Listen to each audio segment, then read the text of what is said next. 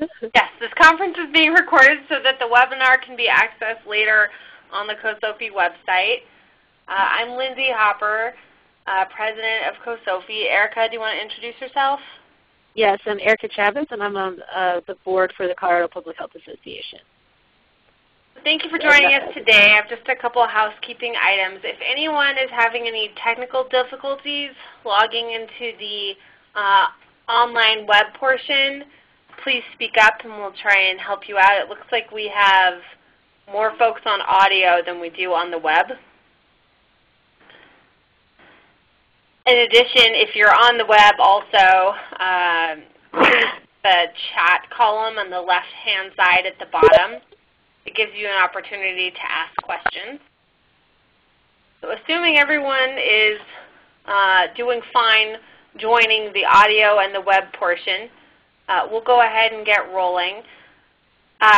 The evaluations were sent out yesterday. If you would please do us a favor and complete those evals at the end of the presentation, we would really appreciate your feedback. And also, if you're a member of our organization or you have questions about membership, please don't hesitate to ask or email us at cosofi@gmail.com. We're delighted to bring you these webinars as part of your membership service. So with that, I'll kick it off unless there's anything else you want to add, Erica. No, I think that's good. Okay, and I'm typing on here just to let everyone know we will share the slides after the webinar ends. Today's webinar is called Keep Your Hands Off My Big Gulp, an overview of soda and junk food government interventions. And I just advanced the slide. Hopefully, yep, there we go. Hopefully it showed up on everyone's.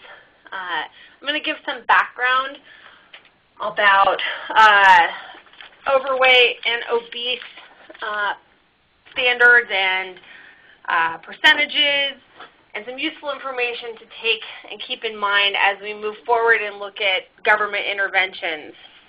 A lot of this will be reviewed to you folks, but it's a good foundation.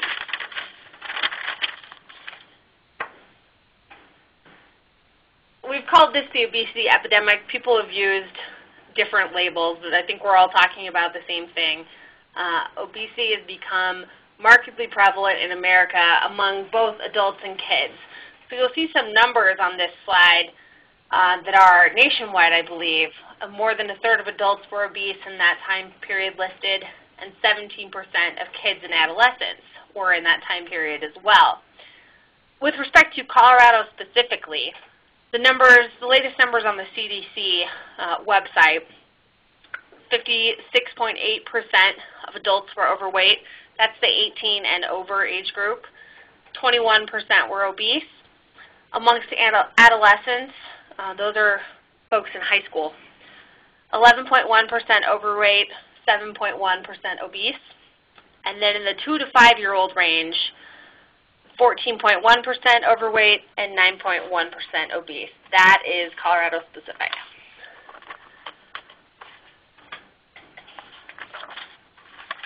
These are labels that people throw around, but if it's of interest to you, take a look at how these are defined with respect to BMI. If you're just joining the call, please make sure you also join the webinar. On this slide, we've set out the ranges for what qualifies as underweight, healthy weight, overweight, and obese. A few tips on measuring BMI. Usually measured via height and weight. BMI itself, that metrics, can overestimate fat amongst those with a muscular build and underestimate fat in older people or those who have lost weight. There are a number of BMI calculators available online. There are also now apps that can track it for you, usually as part of a comprehensive fitness app on your phone. That's a resource that folks may find interesting. With respect to causes of this phenomenon or epidemic, we can all talk about how each of these causes factors into the mix for this outcome and which might be more or less important.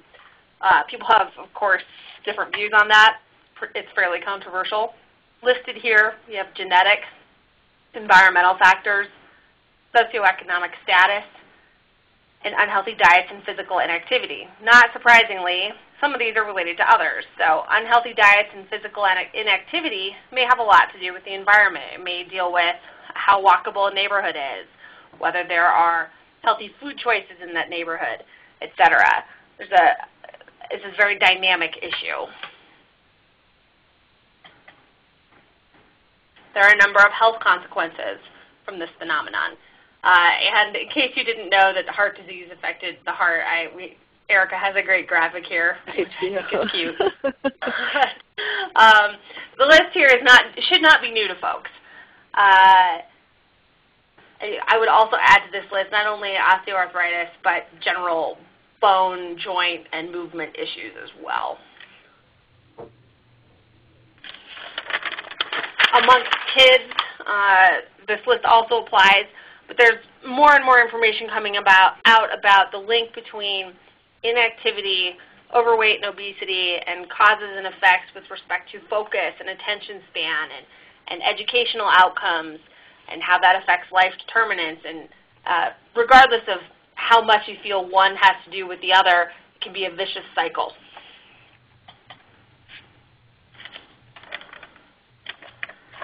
The economic consequences of this can also be severe. At the top, we have direct costs. So that's you go to the doctor for a medical issue directly related to this condition. Below that, we have indirect costs, some that you might think of and some you might not. Whether people are absent from work or at work but not doing anything or not being as productive as they might otherwise be, related disabilities, early deaths, increases in health insurance rates, and how that can trigger whether something's a pre-existing condition that has some protection or whether it's a lifestyle choice that doesn't have protection under health insurance regulation. Those are some different issues. And Erica has estimated here costs, and this is now a number of years old, at that point $147 billion to $190 billion. I think it's safe to assume that's only gone up. I also want to add on here before we move on that it's hard to capture a lot of these costs because they don't present in ways that are easily measured. So you could be looking at simple shifts in emotional costs like attitude and outlook and how that could have a trickle-down multiplier effect on other costs.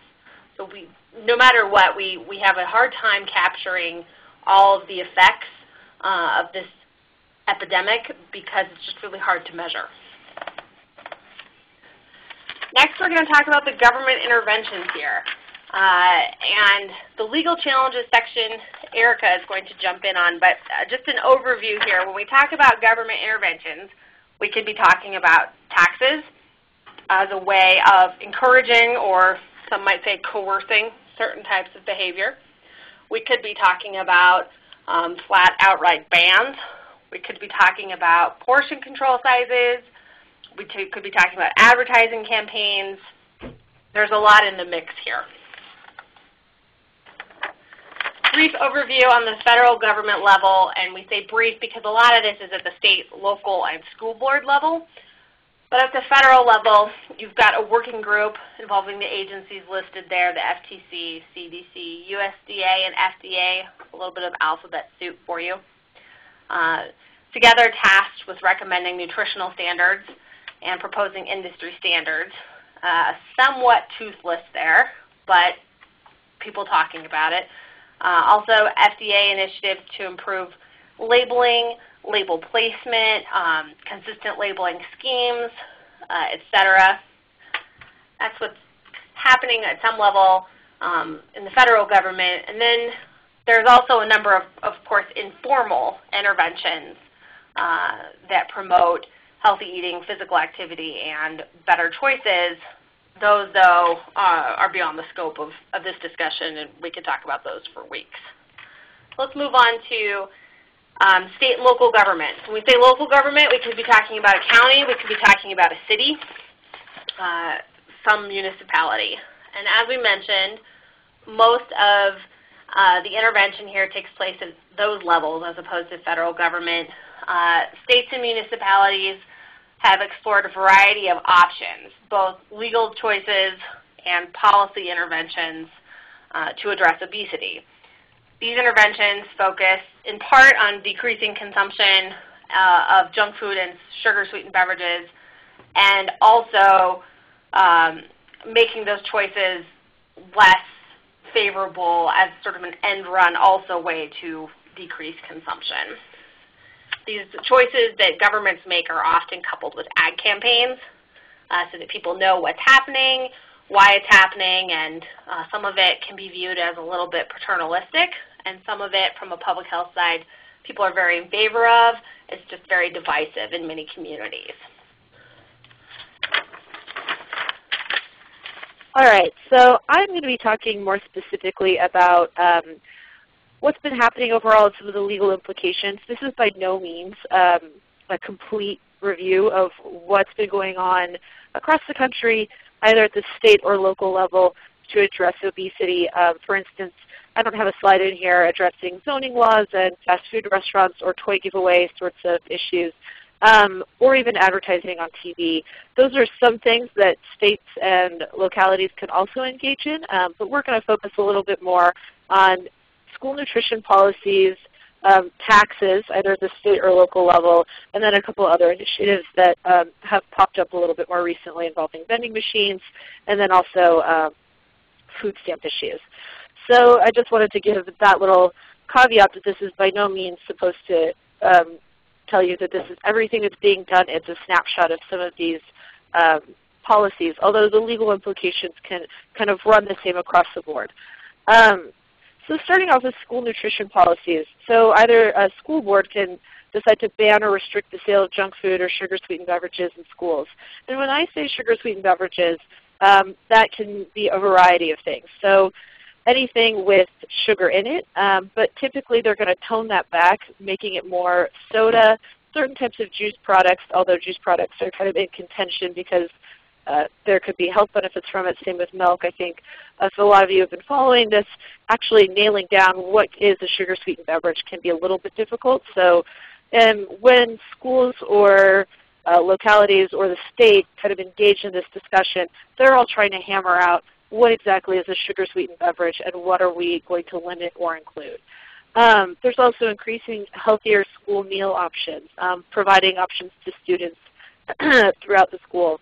So in 2012, 11 states actually enacted some type of school nutrition legislation, Colorado being one of them.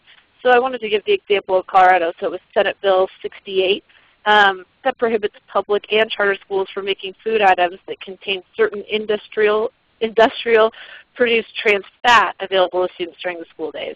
So that includes both in vending machines, school stores, cafeterias, and other food service entities. So sometimes these policies can be really specific, where they'll go after the food that's being provided to students just in the cafeteria, or looking at vending machines, or it can be more comprehensive, like, for example, Senate Bill 68. Trying to move it. Is it moving, Lindsay? Oh, there we go. Okay. Another way to go about this is restricting marketing and advertising in schools. So some schools decided to ban junk food and sugar-sweetened beverage advertising throughout the entire school. You can also limit the pouring rights of beverage manufacturers. So a pouring right basically means when you go into a school and you see a bunch of vending machines that say Coke, that means Coke has the pouring rights at that school, and everything that's going to be used is a Coca-Cola product. The same goes for Pepsi. I'm just picking on these larger ones because that's typically what we'll see. You can also restrict the advertising on junk food on the sides of school buses. One of the things, especially out of the recession, is schools are in a tight spot, trying to raise some money, raise some revenue. And one of those ways is putting advertising on the side of school buses. This is actually happening in Colorado. So you can see in this particular example, there's the McDonald's advertising. So that's one way that schools have gone about, is trying to restrict the amounts of advertising or marketing materials available to children throughout the school day. So there are going to be some legal challenges to school nutrition and advertising bans just across the board. So specifically to advertising bans, we're going to see the First Amendment is going to be implicated. But something to be mindful of is that this is commercial speech. Whenever anybody talks about different types of speech, if I as an individual say something, that's going to have the highest level of protection. But if there's something like commercial speech, which is deemed to be advertising, marketing, and things of the like, that falls into a different category that's considered commercial speech. So this enjoys a much more limited amount of protection under the First Amendment. So the government can restrict speech if it's commercial speech, only if there is a substantial government interest in the restriction. This really brings down the burden on the government to show what they need to show. And this is really delineated in the central Hudson test. So there are 4 prongs to this test. So the first 2 you really need to just are hurdles you should be able to move over pretty quickly. So the speech must not be misleading and must concern lawful activity. Does the government have a substantial interest in restricting? And in the case of advertising bans, let's take advertising in schools in particular, marketing these fast food products or junk food products or sugar-sweetened beverages to children. So is that speech misleading, I think, or concern lawful activity? Well, it's certainly lawful for individuals to consume these products. It's not illegal to advertise some of these things to children. So we are talking about lawful activity. Whether or not it's misleading, I think we could debate about that all day long. But does the government have a substantial interest in restricting? In this case, we're going to say, look, there's a public health problem. Childhood obesity in particular in this country is on the rise. It's going to be an epidemic. So there is a substantial interest in restricting. Then that gets you down to the third question. Does the regulation directly advance the government's interest asserted, and whether or not it is more extensive than necessary to serve that interest? So the analysis is typically going to turn on the third and fourth prongs. That's what courts have often looked at in these advertising restrictions. Let's see. Well, I don't know if I want to go that far again. So under Central Hudson, if you can meet those first 2 burdens, you're really just going to have to stick, I'm sorry, I'm going to go back. You're going to have to stick to directly advance the government's interest asserted and whether or not it's more extensive than necessary. So let's take, for instance, banning advertising in schools that relate to junk food and sugar-sweetened beverages. So is this going to directly advance the government's interest asserted? Well, as we discussed previously, obesity, it's a multifaceted problem. There are a lot of different types of causes, a lot of different types of outcomes, which do make policies that are specific harder to justify sometimes. Just because you have to say this directly advances the government interest asserted. Is producing advertising in a school going to do this? Is the child still going to be exposed? Is this really going to have an impact on childhood obesity?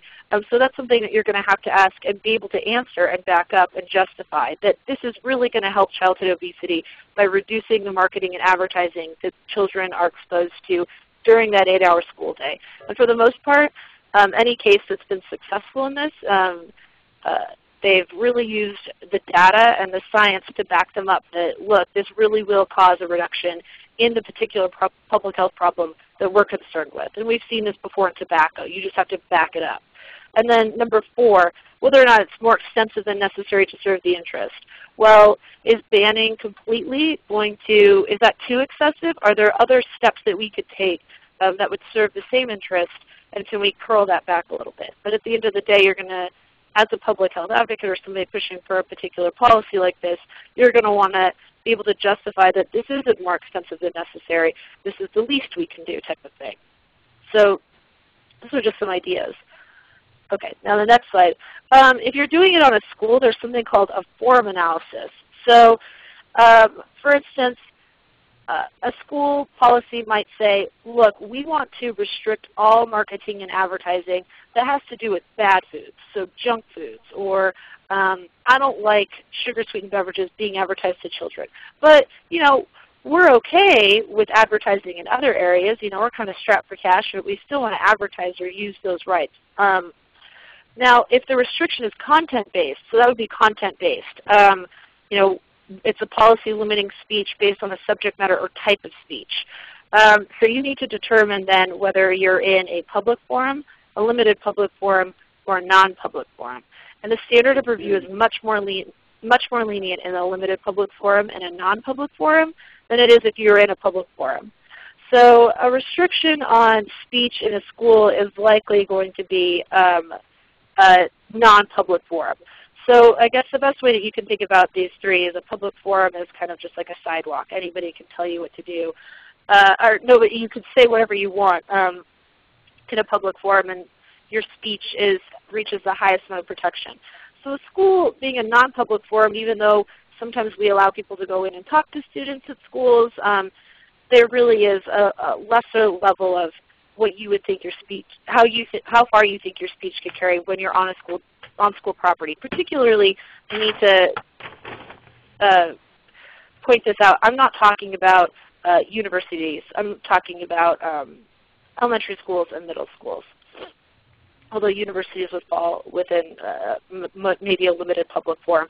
We could debate the forum analysis, but just a restriction in an elementary school or middle school is really going to likely be a non-public forum. So then all that means is that the restriction needs to be reasonable and not in an effort to suppress expression. One of the things about any type of restriction on advertising or marketing is you don't want to engage in this. You don't even want to get here to where you're doing a forum analysis and you're restricting content based, or you're restricting speech based on content. It's almost always better to just do a big ban and restrict all advertising. So when a school board is kind of coming up with a policy or thinking about ways to tackle this, it's better to just say, look, we're not going to advertise at all to students. And then you're not going to have to engage in whether or not you're being discriminatory towards a particular type of speech. So that's, and you know, as devising policies, I think school districts need to be wary, and school boards need to be wary of how they're going to do that and how they're going to meet that legal challenge, because it will certainly, if you're going to go on content, they're certainly going to bring this up as a challenge. And they being whoever you're targeting. It could be the beverage industry, the food industry. So taking a little step back from what can happen at the school level, there is also food stamp bans. And one of the reasons I brought this up is because Wisconsin recently tried to pass a bill doing this. So it's legislation requiring food stamp users to spend certain amounts on healthy foods or attempting to restrict the purchase of candy or soda. And that's when they buy them with their food stamps. So there are certain roadblocks to this for sure. So how do you define healthy foods? Right now there really isn't a great way, one universal guideline that says this is healthy, this isn't healthy.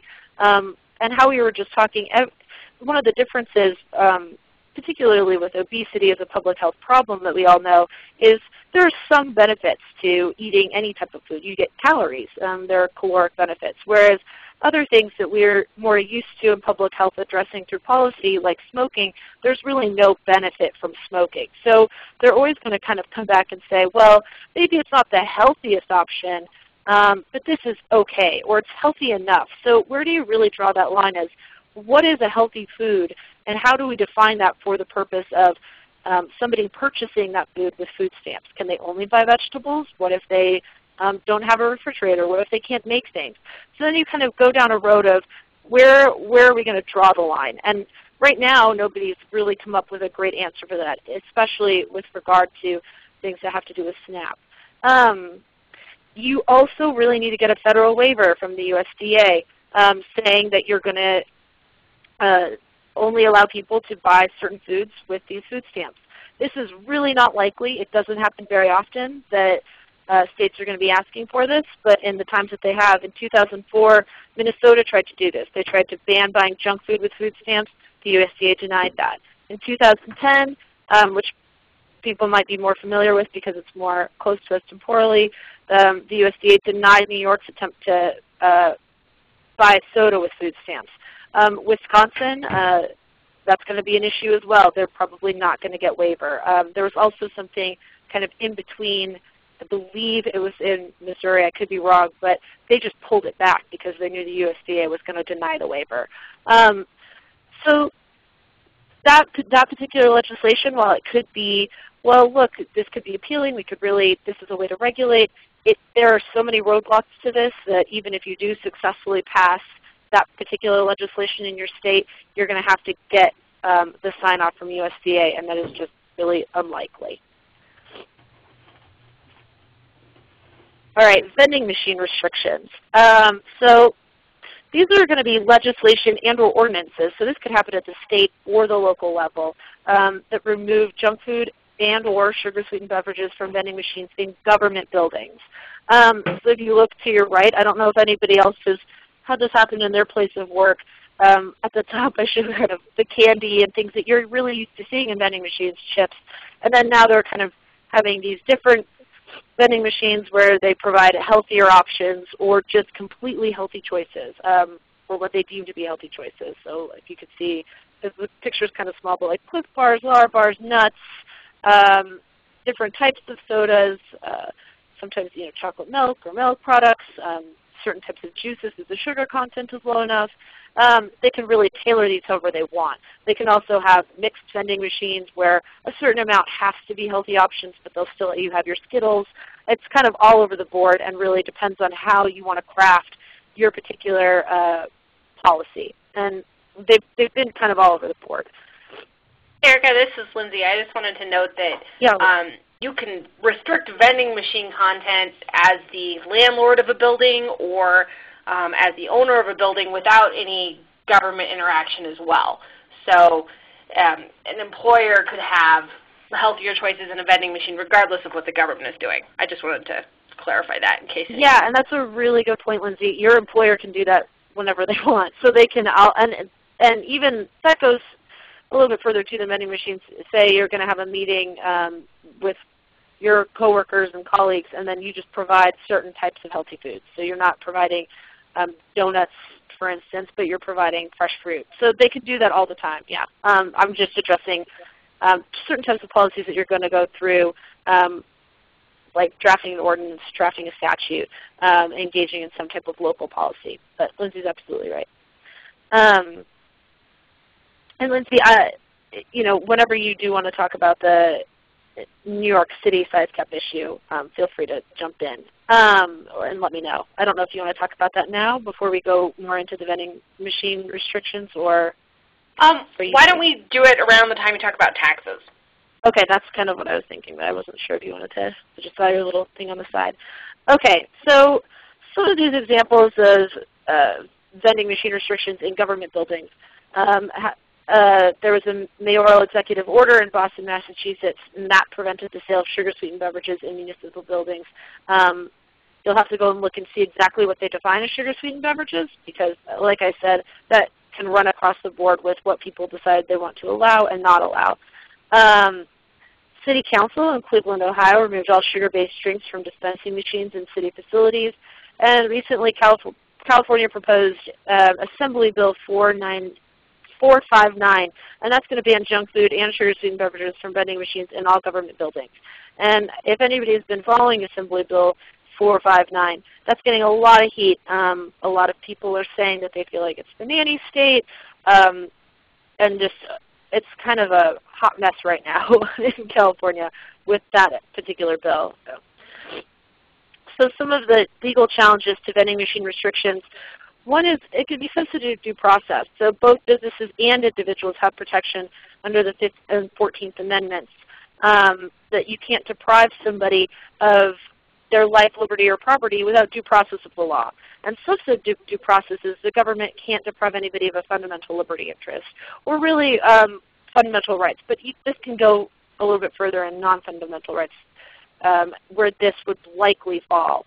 So the challenge to this, if we can conceive of it, is I, individual, am upset that I don't have access to my favorite snack or my favorite drink, or you know what, I really want this, and you're encroaching upon my decision and my liberty interest to make choices in what I eat and drink when I'm at work, where I'm there all day. I want to have easy access to these things.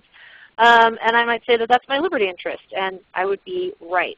Whether or not that's fundamental, likely not going to be fundamental. If somebody's coming into my house and telling me what I can eat or drink, then you're kind of stepping over a little bit of a line. But if they're talking about your place of work and having just access to a particular food or drink that you like, it's really not going to be a fundamental right that the government's encroaching on. Easy access to food is not really, in that particular way, is not probably going to rise to the level of where the government's intervention is going to be struck down. Another thing that we can think about is the contract clause. This kind of is by the wayside. So no state can pass any law that impairs the obligation of contracts.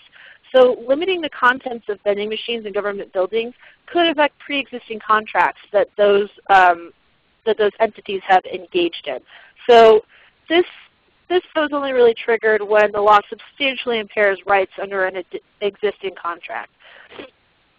So the state needs to be properly exercising its police power, and this can't be for a special interest. So for instance, if we decided we wanted to affect all the pre-existing contracts because Coke products are better than Pepsi products, or I like this healthier option better, and I have a special interest because I have a stake in this, that's going to be kind of a problem. But it also has to be reasonable. Is it reasonable to restrict what people can eat or drink when they're at work or at government buildings? The deference is really to legislative judgment. Very unlikely that some challenge based on the contract clause is going to be successful.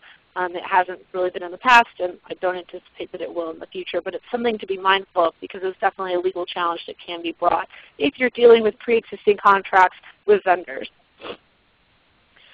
So now we're going to talk about taxes. So Lindsay, before we get into that, how about you go ahead and talk about the New York City size cap issue? Sure. I can give a brief overview just in case people are wondering where that stands and what happened. Back in, I think, fall of 2012, City Council passed a rule in New York that imposed a size cap on certain types of beverages. It was supposed to go into effect sort of the middle of March of 2013. And that size cap affected entities regulated and inspected by their health department. And one thing that rose to the forefront with that size band, which I think was anything over 16 ounces, one thing that rose to the forefront there was the number of either exemptions or loopholes, etc. So for example, while you couldn't sell a certain size of sugary drink, you could sell 2 of the smaller ones, 3 of the smaller ones. It didn't apply to things sold in convenience stores, which seemed a little odd to folks, and affected some vendors differently. So for example, if I sold hot dogs in a cart in New York, like everybody in Times Square, I couldn't sell a larger size sugary drink. If I was Starbucks, not too far away, I could probably sell a giant Frappuccino. And that struck people as unfair, but a lot of vendors did make changes because they assumed they would have to comply with the size cap.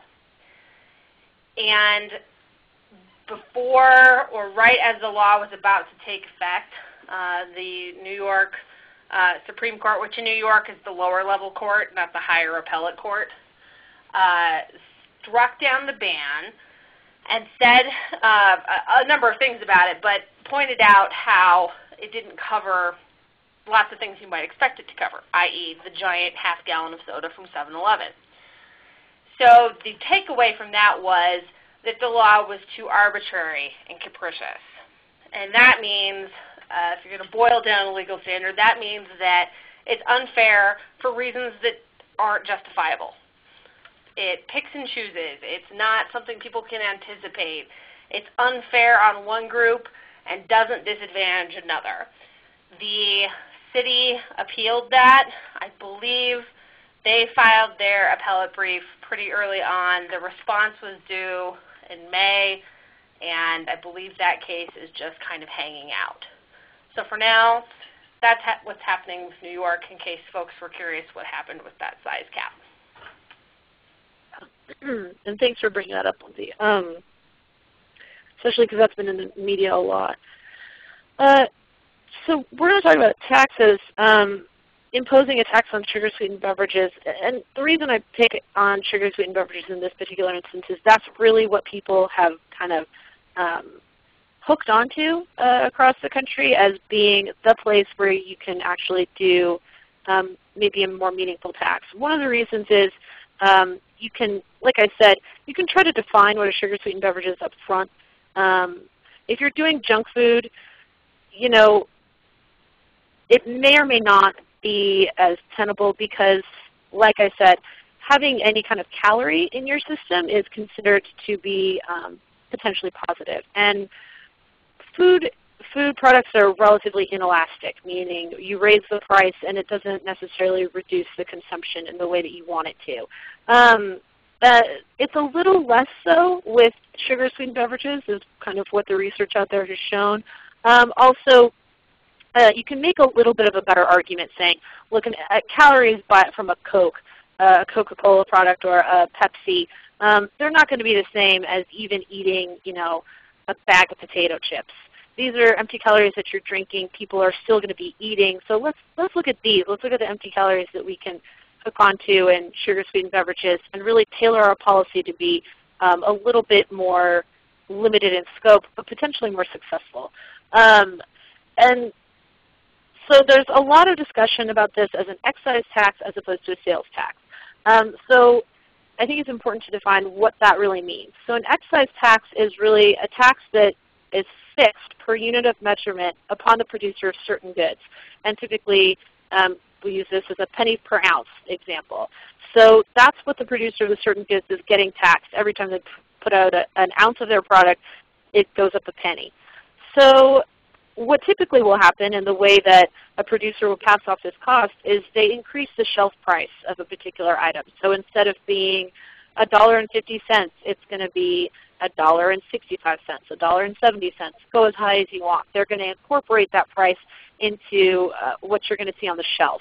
As opposed to a sales tax, where when a sales tax is levied, you pick up your item, it's $1.50, you go up to the cashier, and then the sales tax is imposed there. So only then do you realize, oh, this product is more expensive than I originally thought, and that's because of sales taxes. One of the reasons that these policies are looking more at excise tax is a way to maybe change or modify behavior. Somebody seeing a price go up on the shelf, they might be more deterred from purchasing it than if they don't even think about at the end, oh wow, that sales tax, I didn't even realize that. I know myself, for instance, I might not even fully understand if there's something higher at the end. I could think it might be a number of any different products that I buy when I go to the grocery store if I bought several things. So that could be potentially difficult. So in response to an excise tax, you can either impose this at the state or local level.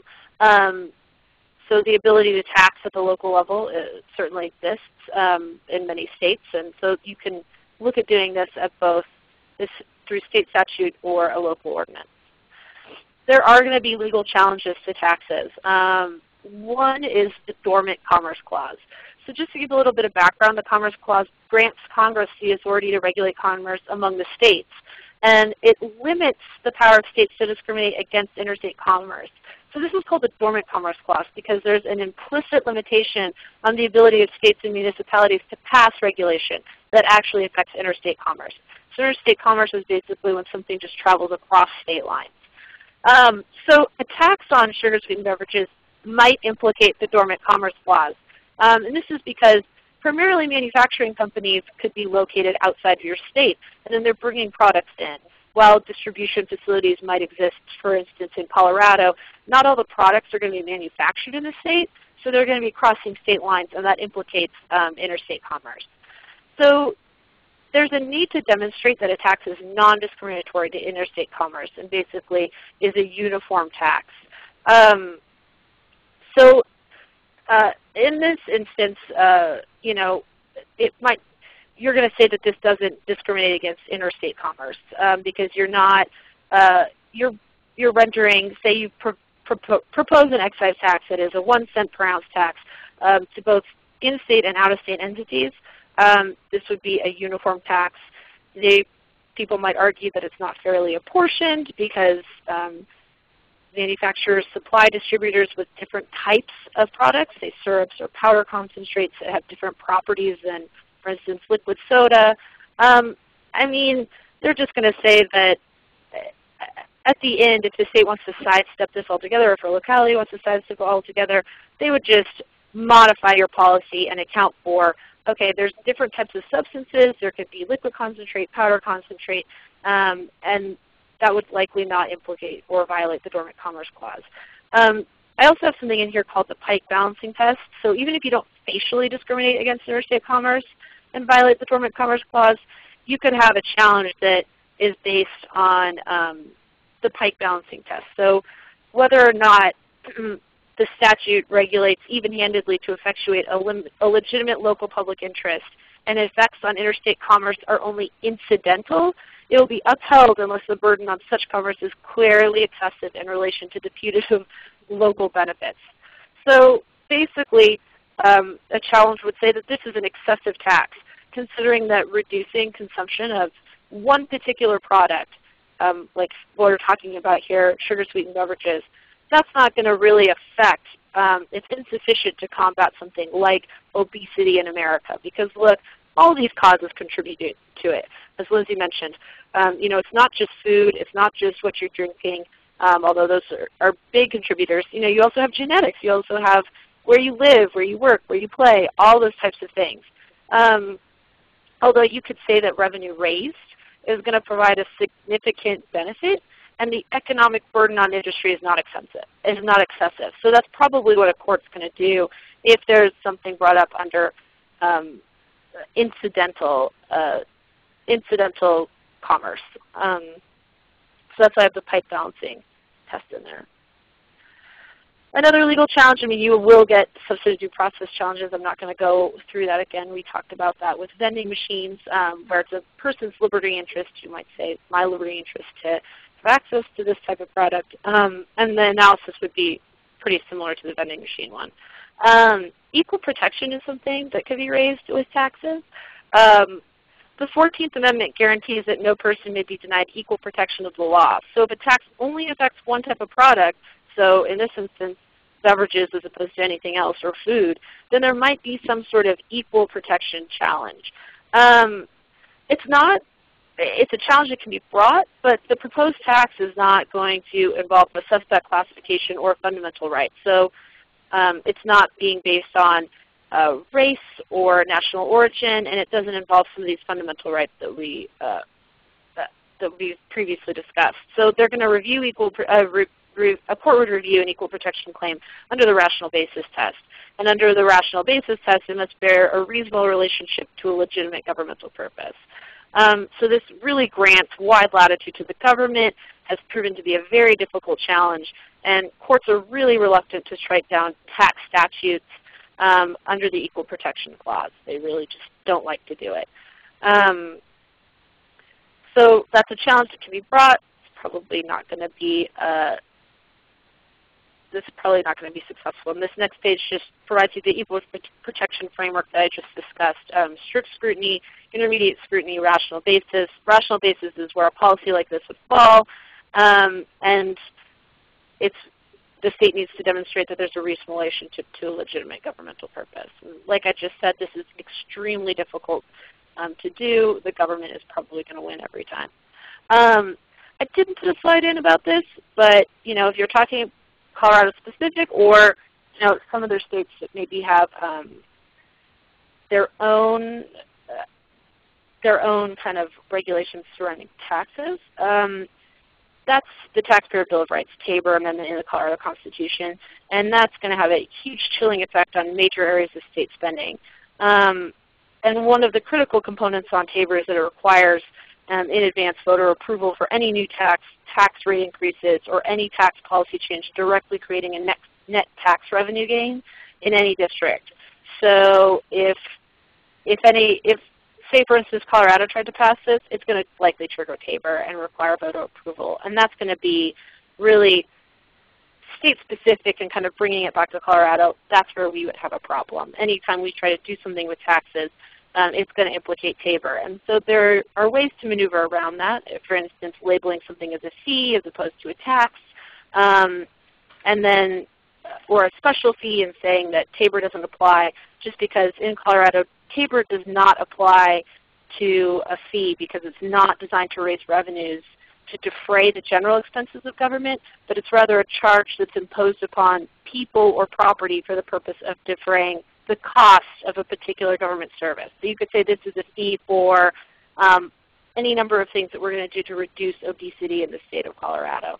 And that the primary purpose for the charge is to fund a particular service. So if we really made this service-based, then that could kind of get you out of the tax realm. Although this is a really complicated analysis, I didn't want to go into it, but I did really want to mention that specifically to Colorado, because we're Colorado Public Health, TABOR, it's definitely necessary to mention TABOR with regard to taxes. So Erica, with that, yeah. Sorry, did you see that question in the chat column about excise taxes in Colorado? No, I didn't. Let's see. Can you talk a little bit more about the possibility of local excise taxes in Colorado? Okay. So the possibility of a local excise tax in Colorado is certainly in the state. Municipalities can engage in different types of things, such as licensing. They can look at different types of ways to tax products within their particular municipality. But like I said, and Susie, I think I just saw something. You said your sound is off. So maybe, I don't know if we muted you or if you're muted. Let me take a look. But talking about the possibility, anytime you're talking about anything having to do with any type of tax, regardless of whether it's at the state or local level, it's going to implicate TABOR. And you're going to have to find a way around it and really try to pull that into it's a fee, not a tax. And that's one of the issues in Colorado being that's going to be the biggest burden. And I don't know if that kind of answers that question, or if you want to know more about how a policy would look. I don't know. Maybe if you guys have your sound on, that would be helpful. We're at the question section anyway. So I think I added the sound back in. We should be okay. Okay, yeah, that did mostly answer my question. Thank you. Okay, you're welcome. I guess this is Lindsay. One other thing to note there about what you could do in Colorado, you would also have to consider what manufacturers are based here. We're kind of in the middle of a transportation hub for the West, and you'd want to know how an excise tax would affect goods moving through Colorado but not stopping. We have two major interstates, and we're kind of the gateway to the Rocky Mountains. So any analysis about an excise tax or any kind of tax on goods in Colorado, including sugar-sweetened beverages, you'd have to look at that effect with the Dormant Commerce Clause. Yeah, and that would definitely could trigger that for sure. And I have another question that just related to Coca-Cola's involvement in state government, and I'm wondering if it's possible. You didn't mention that at all in the presentation, but I'm wondering if that's something that you could speak to. So, can you be a little bit more specific? I'm not sure if you have a more specific question, or just generally Coca-Cola being generally, involved. I think that within public health that there's somewhat of a discussion, or within the state, a discussion of what is Coca-Cola funding within the governor's office and at Colorado State University, and I'm not sure if you have more specific details. Honestly, I wish I did, but I don't have as much about that. Okay. I do know what you're talking about, but I don't know enough to say anything articulately about kind of the implications of that. I mean, I think we can all see that there would be implications when you have a large beverage distributor. And I know I've heard talk about it, but I personally do not have enough knowledge to share any more about that. Lindsay, I can chime in a little bit. Yeah, you might know more than I do. It varies. I think the first thing that you have to remember with Coke or with Pepsi, they have a lot of different lines of business, one of which is often a foundation. And that foundation has different legal status than the rest of the company. And what that foundation can and can't do with its money, and what the company itself can and can't do with its money is an issue all in itself.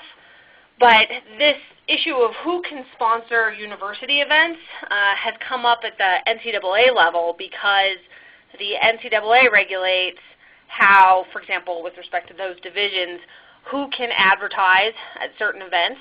So, for example, if you've ever been to a March Madness playoff game and yourself you were going to order a beer, you weren't. That wasn't going to be an option. And so there's been a lot of talk about how you might use that platform to regulate some type of availability and advertising at the collegiate level. But in part, you got to remember that schools like advertising. It pays for things. It pays for stadiums. It pays for a lot of other options. So that's one kind of countervailing issue. And then at the state and local government, you have lobbying issues all on their own with respect to who these companies might hire. And you also have transparency issues with what they might fund within Colorado.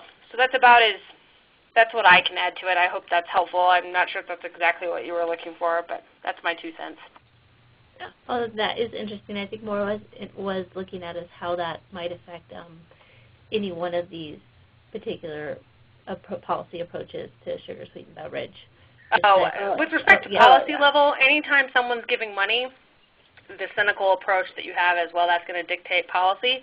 To some extent, that is true, and it depends in large part on the administration. Some administrations in some states won't take any money that they think has an issue with respect to ongoing public health initiatives. Some administrations will. Some administrations don't even have the capacity to track that money. And oftentimes you have an issue of the right hand not talking to the left because one portion of the government might think it's fine and another portion might think that it's an issue, and never the two shall meet in the middle. It's really kind of it depends. I see. Okay. Thank you. Yeah. And I do think that kind of just broadly is something to be mindful of.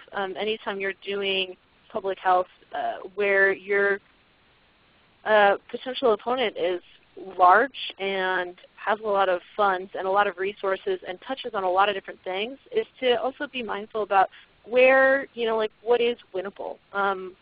What policy windows are open currently? Does this administration in particular support? What support can I garner from local partners?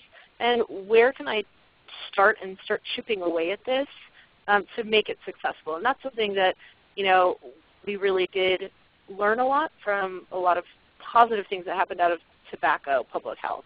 It's just to be mindful of the fact that what we were talking about earlier, when you're looking at obesity, and there are so many different things that can that contribute to this being an epidemic and a public health problem in this country, is where do you want to focus, where do you want to target, and where will your interests be best served? And so I think that that's always a good thing to be mindful of, is who are the players, what it's going to look like, and be asking yourself that as you strategize through these different policies, which I'm sure some of the ones that have been successful that we've talked about, they definitely did that, and we're mindful of it. And I think that any public health initiative that is successful is wary of that. So thank you for bringing that up just as a, to remind everybody and remind me too that, when you're talking about policies like this, you want to be aware of the implications and kind of the whole picture.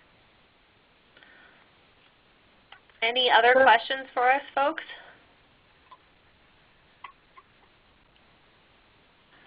Okay. Thank you all for joining us. Thank you, Erica, for running point and explaining about a year's worth of law school in 30 minutes. Okay, we know that the First Amendment and the 14th Amendment are a lot to toss your direction, so we're going to send the slides. And just remember, if it helps at all, that these are two big utility players of our Bill of Rights and Constitution, because they do a lot of different things you might not expect, and it's not something that, if you were just looking at this from solely a public health perspective, you might not know about some of these legal issues and the framework that governs this process. So we're happy to share that with you, and thank you for supporting COSOFI and CPHA. Anything else to add, Erica? No, just thanks everybody for participating today. Well, thanks, and fill out your evaluations, please, and we look forward to hearing from you with any webinar suggestions. And have a great week. And with that, we're going to end the meeting. Thank you. Please stand by.